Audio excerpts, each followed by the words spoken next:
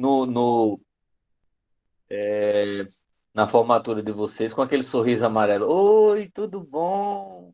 Ah, é você, né? Então, sim, antes que eu esqueça, eu vou logo colocar aqui.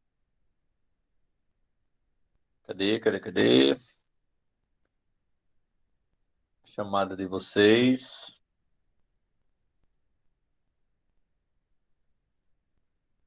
Terceiro ano.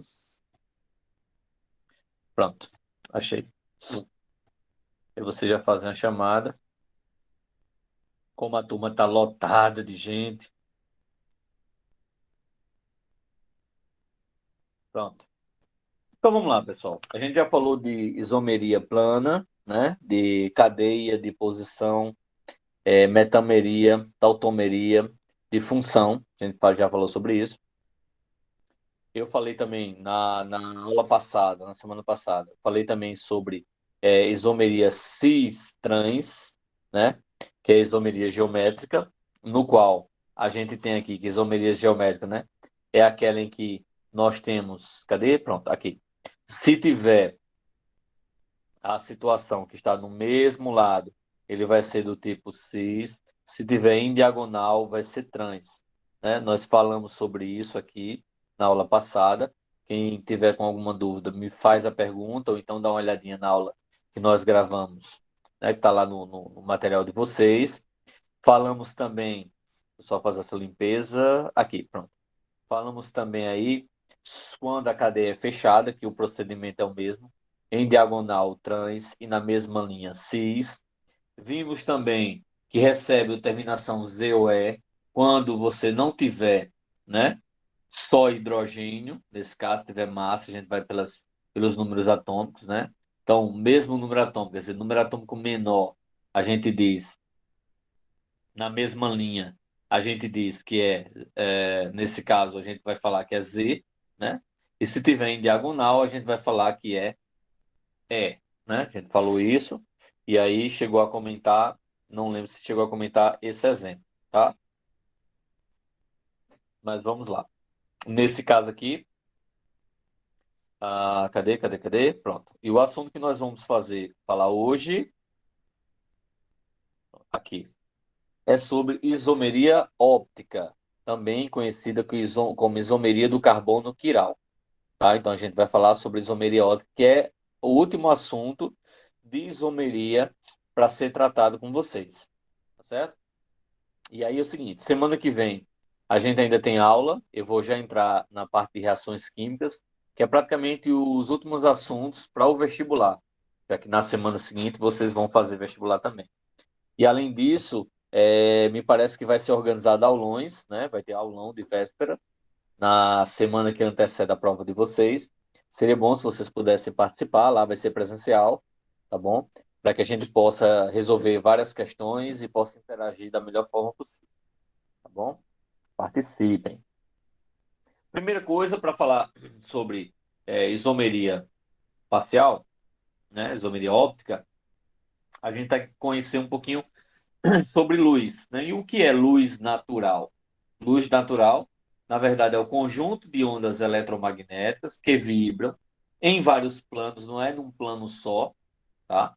Perpendicularmente em direção à propagação do feixe luminoso. Então, a luz é dito como não polarizada. Por que a luz é não polarizada? Porque você tem um conjunto de ondas eletromagnéticas diferentes. Cada onda eletromagnética representa uma cor, certo? Cada onda eletromagnética diferente representa uma cor. E quando se tem essas cores juntas, certo? Como vocês estão vendo aí, forma a luz branca, que é a luz que nós vemos, a luz do Sol, por exemplo. Tá? A luz do Sol é a luz branca, que é a luz não polarizada, tá? A luz não polarizada. E você tem vários feixes de luz em planos diferentes. Com isso, com isso, nós temos justamente a formação da luz branca, um feixe de luz, que é a luz natural, certo? Aí, a partir do momento que a gente polariza essa luz, significa dizer que a gente está pegando só um tipo de onda, uma faixa de onda específica, né, de onda eletromagnética específica. Aí, como é que eu posso dar exemplo de uma luz polarizada? Um laserzinho. Você já deve ter visto, né? O laser azul, o laser vermelho, o laser verde. Eu acho que você já deve ter visto. Mesmo que de brincadeira, alguém brincando, tentar derrubar um avião, né? Que isso é perigoso, não pode fazer isso não. Então, para quem brinca com laserzinho, né? Um apontador de quadro, por exemplo, a laser, isso aí é luz polarizada. Esse tipo de luz é luz polarizada.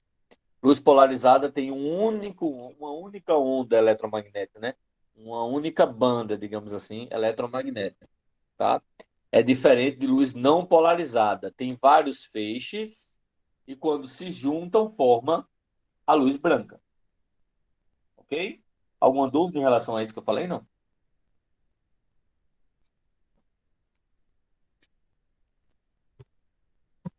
Então vamos lá, vamos seguir. Luz polarizada, é justamente o que eu falei, né? A luz polarizada é o conjunto de ondas eletromagnéticas que vibram em um único plano. Essa vibração, né, da luz polarizada é quando você tem um único ponto de luz. Né? Você tem um laser, por exemplo, é um único ponto, é uma luz polarizada, tá? Você não tem vários planos, você tem um plano só. Cada plano você teria uma onda, né? Uma onda, um valor de onda eletromagnética. E aí você tem o verde, o azul, o anil, o amarelo, o vermelho, o carmim, e assim outras ondas. Que quando se juntam, formam a luz branca. E a luz branca, vocês com certeza já se depararam olhando para o céu e vendo um arco-íris.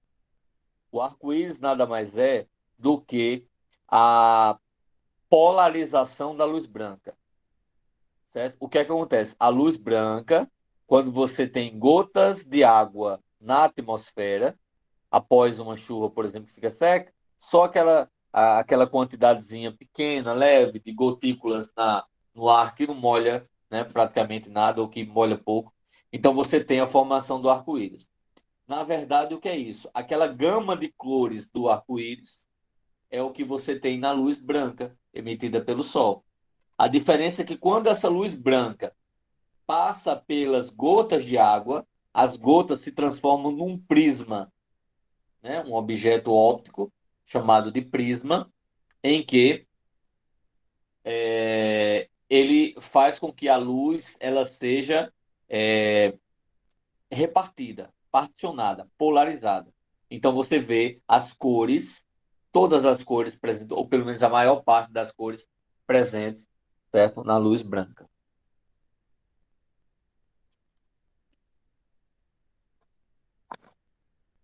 Um print para passar. Pronto. Então, assim, a polarização da luz natural. Então, como é que a luz natural, a luz de uma lâmpada branca ou a luz do sol, ela é polarizada? Vamos pegar uma lâmpada. A gente tem a luz branca, né, de uma lâmpada, e aí ela se organiza, ela é originada, ela é emitida da forma como você está vendo aí. Vários feixes de luz. Porque cada feixe desse, cada. Deixa eu mostrar para você. Cada uma dessa aqui, você vai ter aqui, ó. Um que vai ser o vermelho, o outro que vai ser o laranja, o outro que vai ser o verde, o outro que vai ser o azul, o outro que vai ser o amarelo. Deixa eu ver mais. Vamos pegar essa aqui, a Nil. Aí vamos pegar outra aqui, esse rosa. Pronto. E para não ficar faltando, vamos pegar esse aqui, o verdinho claro. Pronto. Então, você tem dessa forma aí. É como se cada feixe desse tivesse uma polarização, quer dizer, uma onda diferente. É como se fossem ondas diferentes. E quando se juntam, forma a luz branca, certo? Então aí você tem a luz natural. O que é que acontece? Esse você tem um prisma, né? Esse prisma aí é um prisma específico, né? Um prisma de Nicol, né? Foi o nome do cara que descobriu esse tipo de prisma, tá? Então você tem esse prisma e quando a luz branca passa por ele, né? Que esse prisma é um prisma de Nicol e no meio dele ele tem bálsamo do Canadá. Então é uma substância líquida que ele pega esses dois prismas transparentes, corta e aí quando vai colar, coloca esse bálsamo no meio. Ele serve justamente para fracionar. Vocês já viram em física o assunto sobre refração da luz? Eu acho que pode ter sido o ano passado, no segundo ano. Refração da luz. É quando a luz muda de sentido, né? Uma onda vem e aí, quando bate, ele diminui a velocidade da luz e muda de sentido. Nesse caso aqui, o bálsamo do Canadá, colado, né, adicionado no prisma de Nicol, né, que é o prisma de Nicol, ele faz com que esse feixe de onda ele esteja dividido. E ao ser dividido, ele vai ser diferenciado. Ele vai ser polarizado. Essa luz ela vai ser polarizada. É como se passasse apenas uma cor, digamos assim, tá? É como se passasse apenas um único feixe. Tá? Então é basicamente isso que vai acontecer. A polarização da luz é basicamente essa. E na prática, na verdade, você pode ter uma luz polarizada, para que você entenda melhor, quando você visualiza no seu juízo, né? Visualiza na sua mente a questão do laser. O laser é justamente um tipo de luz polarizada.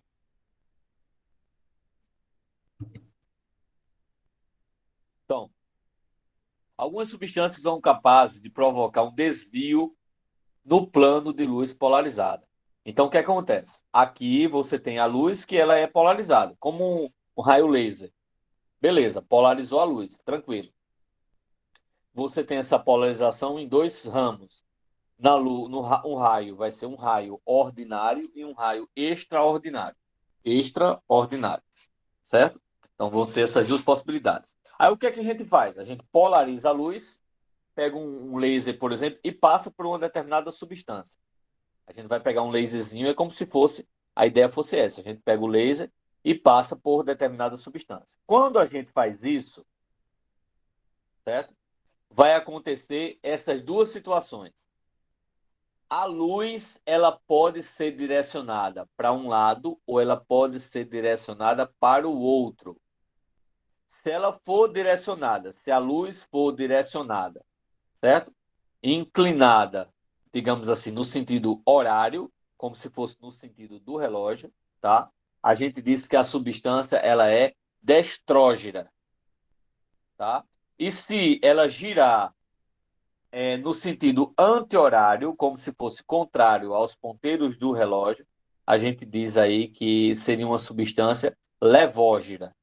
Então, a substância, de acordo com a passagem da luz polarizada por ela, ela pode ser classificada como destrógira ou levógira.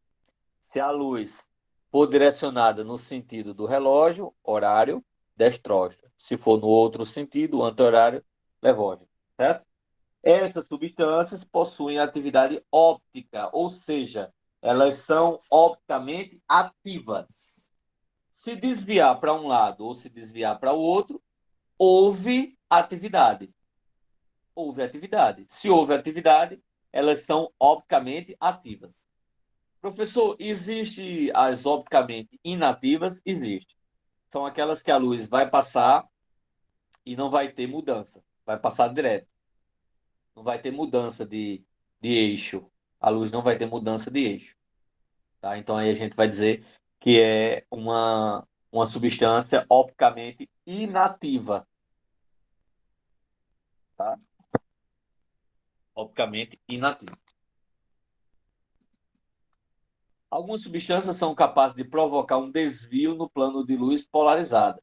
Foi o que a gente já viu, certo? A gente já viu essa parte aí, que foi justamente as destrógenas e as levógenas, tá? São opticamente ativas.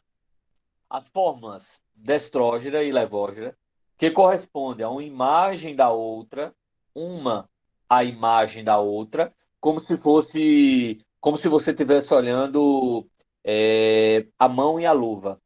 Ou se você colocar sua mão no espelho e o espelho fosse sua mão, só que ao contrário. Ou seja, sua mão ia ser tipo destrógira e a imagem do espelho seria levógira, tá? Então é como se fosse o oposto, o seu oposto. É como você se olhar no espelho, fosse o seu oposto, tá bom? Então a ideia seria essa. Falando em relação à novela que está passando agora das outras, seriam os irmãos, né? Os gêmeos. Seriam o oposto do outro, tá certo? Para quem está assistindo novela aí, tá boa que só, eu tô assistindo, então, né? Vamos embora. Então, Destrógera e Levógera, que correspondem uma imagem da outra, foram chamadas de antípodas ópticos ou enantiomorfos. Então, são formas de você chamar essas substâncias que têm atividade óptica, né? São opticamente ativas. Mas também você pode encontrar nos livros ou em algumas questões com esses nomes, né? Antípodas ópticas, antípodas ópticos ou enantiomorfos, tá? Recebe esses nomes aí. Então, o ácido lático, por exemplo, o ácido lático, ele existe dessas duas formas, certo? O ácido 2-hidroxipropanoico, ele existe dessas duas formas. É como se ele existisse no espelho. Você tem um ácido de um lado, você está vendo a sequência rosa e verde, e do outro lado você vê verde e rosa, tá? Como se fosse o oposto, o oposto do outro, tá? O oposto do outro. Então, o que acontece? A mistura em partes iguais dos antípodas ópticas, ou seja, se eu pegar a substância, né? Vou voltar aqui. Se eu pegar 50% de ácido lático do lado esquerdo e 50% do ácido lático do lado direito, se eu misturar, vai formar uma mistura que eu vou chamar de mistura racêmica, tá? Vai formar uma mistura racêmica. Eu estou inativando a minha substância que era anteriormente opticamente ativa. Eu estou neutralizando, porque eu vou ter um lado e o outro a mesma quantidade, então eu vou estar inativando, desabilitando aquela substância. Porque eu peguei 50% de uma substância que se comporta de um jeito e 50% da substância que se comporta do outro jeito. Então, isso aí eu vou inativar opticamente a substância. Então, vai ser chamado de mistura racêmica. Tá?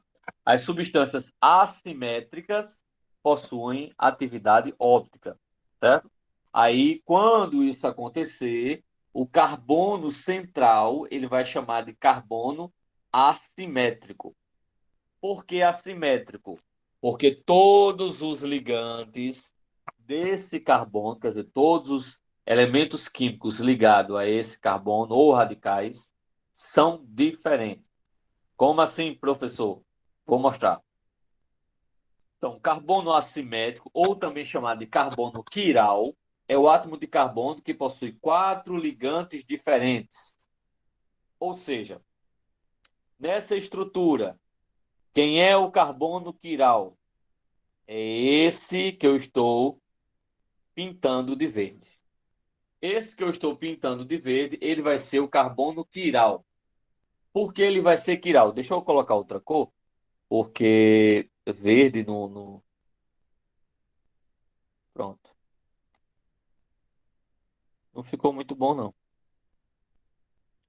Então, acho que eu vou fazer assim. Pronto. Aqui. Esse é carbono quiral. Por que esse carbono é o carbono quiral? Porque todos os ligantes dele são diferentes. Ó, eu tenho OH, hidrogênio, cloro e ó, tudo isso aqui, ó. Então, se você observar os quatro que eu circulei de vermelho, todos possuem, são compostos diferentes. Todos.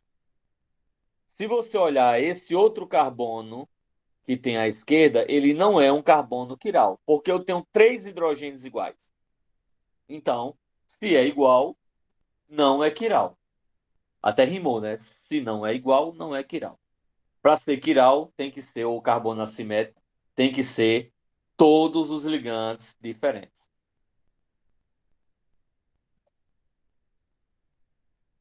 Pergunta, pessoal, até agora?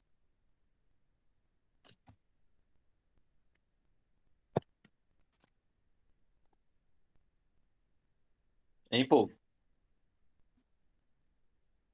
Não, tá ok?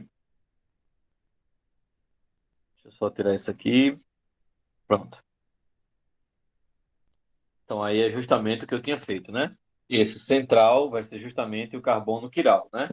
Como o composto tem carbono assimétrico, ele apresenta atividade óptica. Então, para ser uma substância opticamente ativa, ou seja, para ter atividade óptica, obrigatoriamente ele tem que ter pelo menos um carbono quiral. Se não tiver pelo menos um carbono quiral, o composto não tem atividade óptica, certo? Não tem. Então, existe carbono quiral no ciclo? Existe. Existe essa possibilidade também de acontecer no ciclo, desde que todos os ligantes que a ele estão conectados sejam diferentes, tá? Essa situação pode acontecer também, tá? Vamos lá. Ó, aqui diz o seguinte, ó.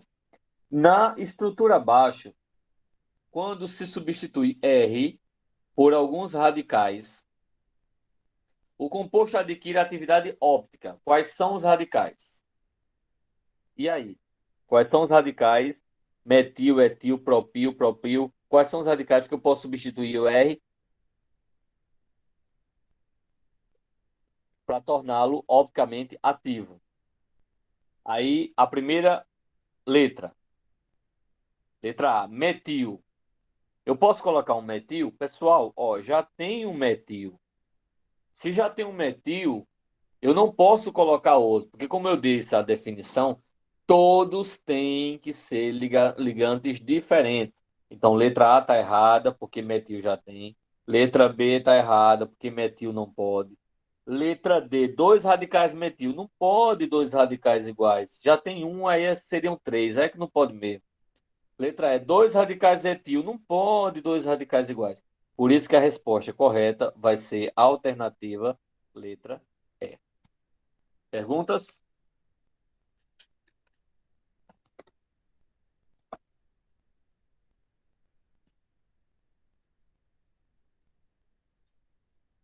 Não? Ok? Então vamos para a próxima. Então só podia ser um etil e um propil, tá? Com isso, a resposta correta era a letra C, como a gente já tinha marcado. Agora, em dois frascos, tem-se duas substâncias cujas moléculas são representadas por A e B. Essas estruturas representam enantiômeros, sim ou não? Essas duas estruturas apresentam enantiômeros, sim ou não? Ou seja, elas têm atividade óptica, sim ou não?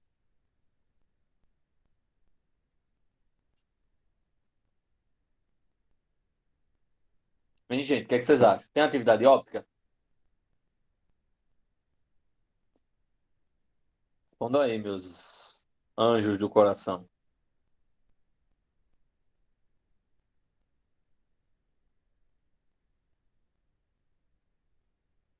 Eita, que esse meu povo hoje tá calado, não. A gota. Não tem atividade óptica, meus anjos. Por que não tem atividade óptica? Por quê? Cadê o bicho? Esse aqui não tem. Por que que esse aqui não tem? Vou dizer para vocês. Porque eu tenho aqui, ó, CH3, CH3 são iguais. Então, não tem atividade óptica. CH3, CH3 são iguais. Não tem atividade óptica. Tá certo? Então, não tem atividade óptica. Estes são enantiômeros? Não, não são enantiômeros. Não são. Cadê? Ok, ok. E essa agora? são enantiômeros. Se você observar aqui, ó, CH3, OH, C2H5, H. Todos são diferentes. Então, sim, tem atividade óptica. São enantiômeros. Ok? Sim, tem isomeria óptica. Obrigatoriamente, sim.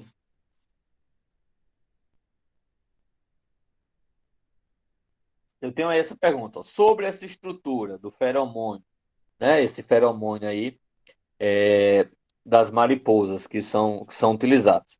Então, ele tem o quê? Ele tem algum carbono quiral? Verdadeiro ou falso? Tem algum carbono desse aí que é quiral?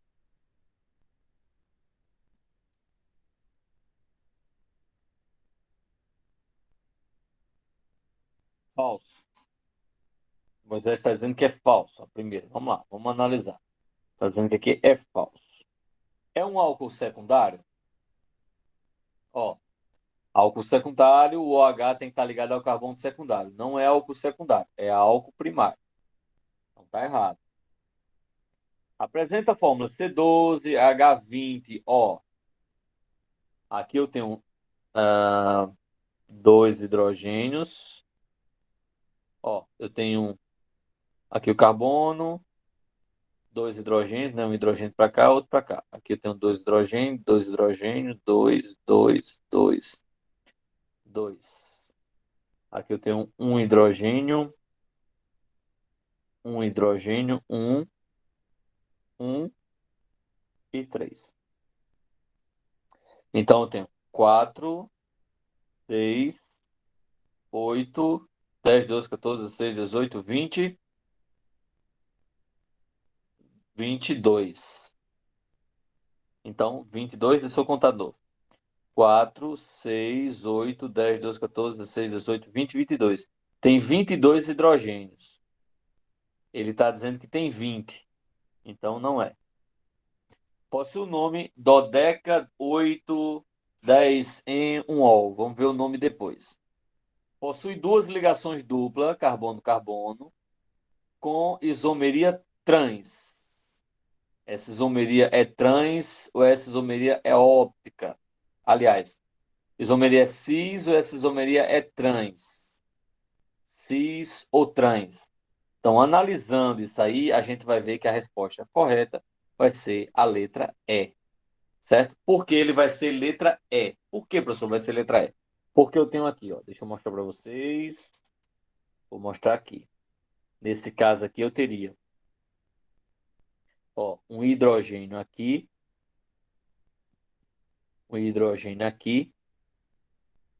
tudo isso desse lado, e aqui eu teria um CH3,